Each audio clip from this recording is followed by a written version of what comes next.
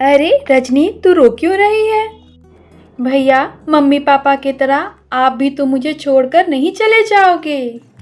मैं अपनी प्यारी बहन को कभी छोड़कर नहीं जाऊंगा।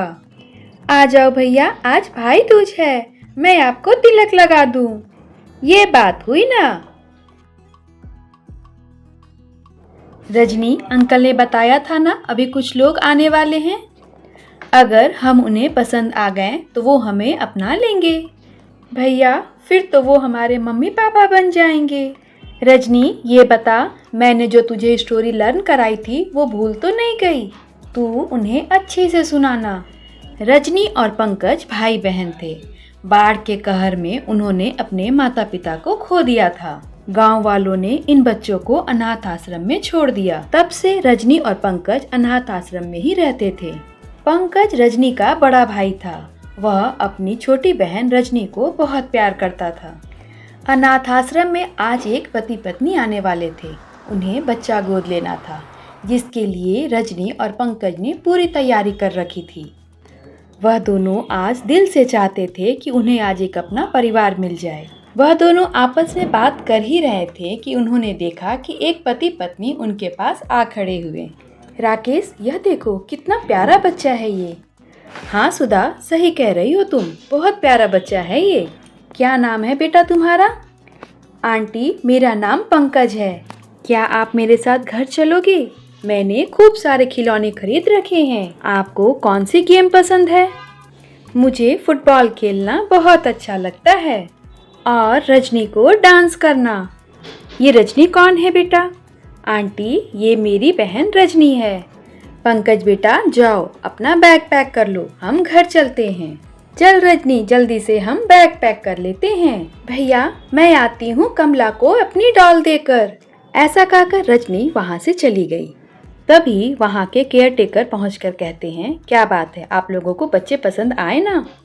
हाँ, हम पंकज को गोद लेना चाहते हैं। केयर टेकर ने कहा, ऐसा है, यह दोनों भाई बहन हैं। आपको गोद दोनों बच्चों को लेना पड़ेगा, क्योंकि पंकज अपनी छोटी बहन रजनी से बहुत प्यार करता है।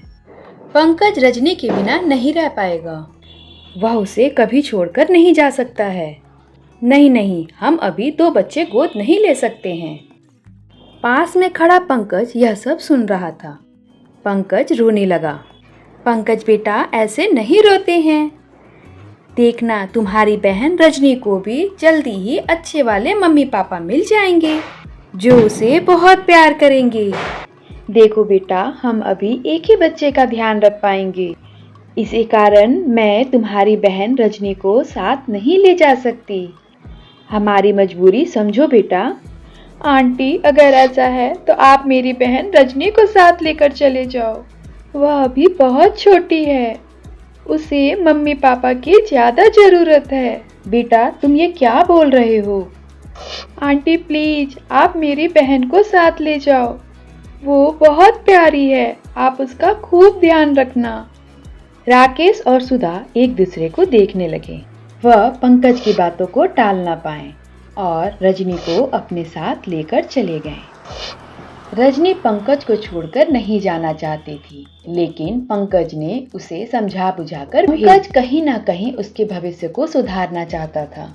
वह चाहता था कि जिस कष्ट में मैं जी रहा हूँ, उस कष्ट को मेरी बहन न झेले। उसने एक बार भी अपने बारे में नहीं सोचा। उसने रजनी को भेज तो दिया था, लेकिन वह रजनी को एक पल के लिए भी भूल नहीं पाता था। ऐसे ही 1 साल बीत गए। इधर अचानक अनाथालय चलाने वाले ट्रस्ट ने आश्रम बंद कर दिया। बेचारे पंकज के सर से अनाथालय की छत भी खत्म हो गई थी, लेकिन फिर भी उसने हिम्मत नहीं हारी और मंदिर के आगे फूल बेचने का काम शुरू कर दिया। पंकज अपनी बहन रजनी को बहुत याद करता था। दूसरी तरफ रजनी के दिन बदल गए थे। रजनी को अब किसी भी चीज की कमी नहीं थी। राकेश और सुधा उसे बहुत प्यार करते थे। रजनी अब उस शहर के सबसे बड़े स्कूल में पढ़ा करती थी, लेकिन इसके बावजूद भी रजनी अपने बड़े भाई पंकज को खूब याद करती थी। आए दिन वह पंकज को याद कर उदास हो जाया करती। सुधा यह सब कुछ देख बड़ी दुखी होती। गुड मॉर्निंग रजनी बेटा, जल्दी से तैयार हो जाओ, स्कूल बस आने वाली है ना। आज ब्रेकफास्ट में क्या खाएगी मेरी रजनी बेटा? मम्मी, भैया ने ब्रेकफास्ट किया होगा। रजनी की बात सुनते ही सुधा भी बड़ी दुखी हो गई। उस समय तो सुधा ने रजनी को किसी भी तरह समझा बुझा दिया। उसने राकेश को सारी बातें बताई। राकेश, रजनी अपने भाई को बहुत याद करती है। वह आए दिन उदास रहती है। हमसे बहुत बड़ी गलती हो गई है। हमें भाई बहन को दूर नहीं करना चाहिए था। राकेश कहने लगा, सुधा तुम ही बताओ, उस टाइम पे मैं कैसे 2 बच्चों को गोद ले लेता। उस समय हमारी फाइनेंशियल कंडीशन बहुत अच्छी नहीं थी। लेकिन अब ऐसी बात नहीं है। यही सोच मैं अनाथालय गया था, लेकिन अनाथालय भी बंद हो गया। अब मैं उस बच्चे को कहाँ ढूंढूं? पता नहीं वह बच्चा कहाँ होगा। तभी बाहर की बेल बजी। उसने देखा रजनी की फ्रेंड आई हुई थी। उसने कहा, आंटी रजनी को भेज दो, हम बाहर खेलने जाएंगे। सुधा ने रजनी को आवाज लगाई, रजनी तेरी फ्रेंड आई है, बाहर जाकर खेल लो। रजनी अपनी फ्रेंड के साथ चली गई। बाहर वह अपनी फ्रेंड के साथ खेल रही थी। वह जैसे ही गिरने को हुई, उसे उसके भाई पंकज ने संभाल लिया। पंकज में नजर पड़ते ही रजनी बहुत खुश हो गई। भैया आप मिल गए, मैं आपको बहुत याद कर रही थी। आपके बिना मुझे नहीं रहना भैया। मम्मी पापा मुझे बहुत प्यार करते हैं, लेकिन अब सब कुछ ठीक हो जाएगा। आप मेरे साथ रहोगे मेरे कमरे में।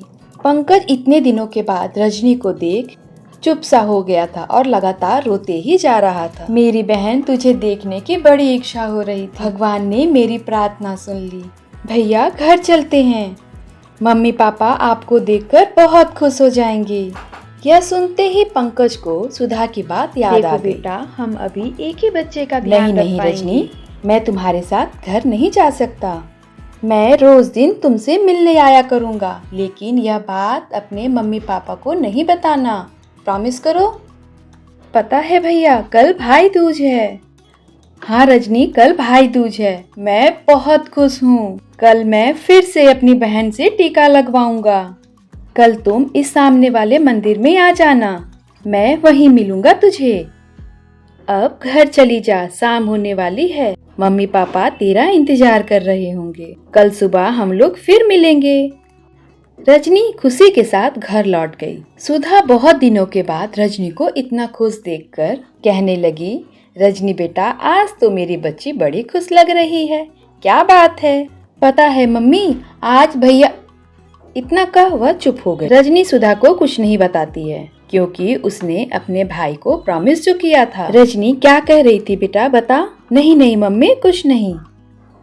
पास में बैठा राकेश कहने लगा, सुधा तुम्हें नहीं लगता रजनी हमसे कुछ छुपा रही है? हाँ राकेश, मुझे भी कुछ ऐसा ही लगा। दूसरे दिन रजनी सुबह उठकर कहने लगी, मम्मी मैं बाहर जा रही हूँ। सुधा ने कहा, रजनी बेटा इतनी सुबह तू कहाँ जा रही है? मम्मी मैं जल्दी आ जाऊंगी, ऐसा कह वह चली गई। यह सब देख राकेश और सुधा उसके पीछे पीछे गए। उन्होंने देखा रजनी मंदिर की ओर जा रही है। राकेश और सुधा जब मंदिर पहुंचे, पंकज और रजनी को साथ देख, पंकज बेटा तुम यहाँ?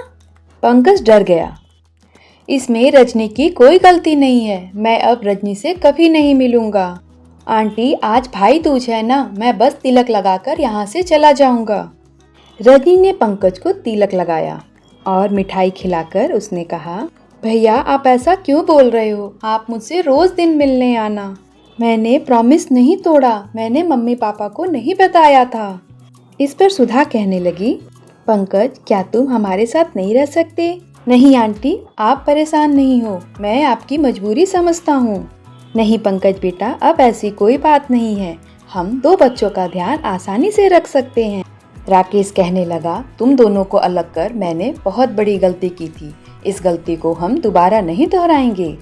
चलो बेटा घर चलते हैं, हम सब साथ साथ रहेंगे। आज से मेरे 2 बच्चे हैं। पंकज और रजनी बहुत खुश हो गए और दोनों सुधा और राकेश से लिपट गए। Please like, share and subscribe. मिलते हैं नेक्स्ट स्टोरी में।